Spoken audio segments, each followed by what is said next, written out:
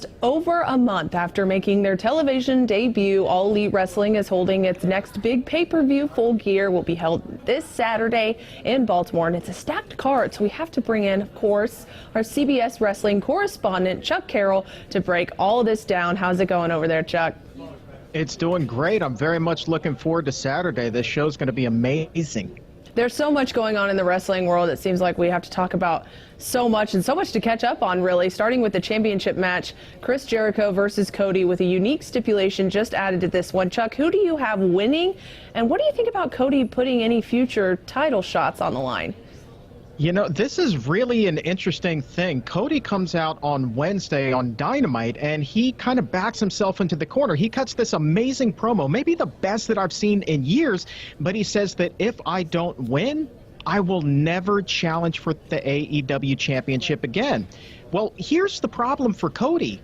Chris Jericho is their first ever champion, and he just won the belt less than 2 months ago. So it's too soon to take the belt off of him or anyone else. And plus, you're an upstart brand. You need that established name as your champion. So I don't see Chris Jericho walking away without the gold. Plus, he's just white hot right now. You know that phrase, a little bit of the bubbly? It's just everywhere right now. Chris Jericho's stock is hot, so he's going to walk away as champion. So I would expect for this 3-judge panel, who will decide the winner should they go to a time limit draw. I fully expect that will happen. They will somehow swindle Cody, and that will open the door for him to challenge again for the title down the line, despite his proclamation on Wednesday.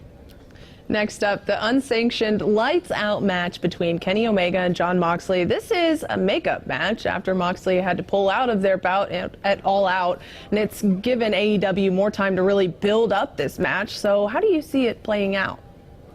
Brutally, to be honest with you. I mean, this one is just going to be bloody. It's going to be guts. It's going to be gore.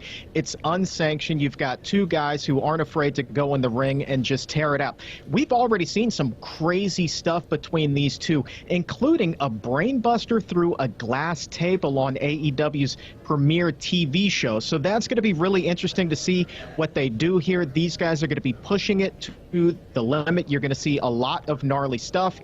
Wins and losses don't count here, but you're going to want to keep Moxley's stock a little bit higher than Kenny Omega. Kenny Omega, of course, one of the faces of AEW. He's got that very, very loyal following among the AEW fan base. And Moxley, he's just this bad guy. You don't really know if he's a good guy, if he's a bad guy. Who is he? He's just an all-out butt kicker. He's going to get the victory here, but somebody's going to get really, really bloody. Both two really good matchups, but Chuck, what's another match that you're really looking forward to during Full Gear?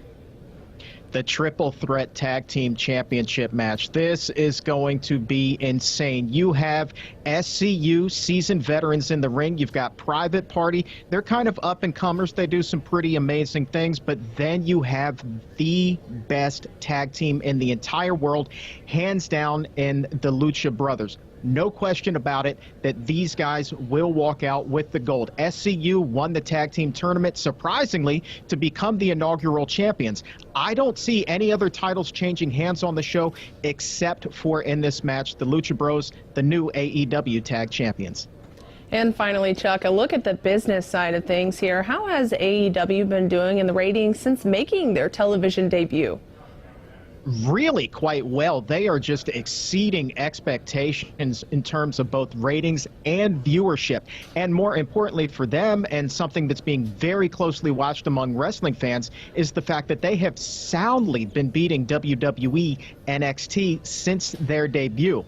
Now, both shows did get hit hard by the World Series last week. Matter of fact, their ratings last week, their viewership was about half of what it was for their premiere episode. I expect that you're going to see some bounce back this week, especially with AEW show being so good on Wednesday night. So I expect that they're going to continue well in the ratings.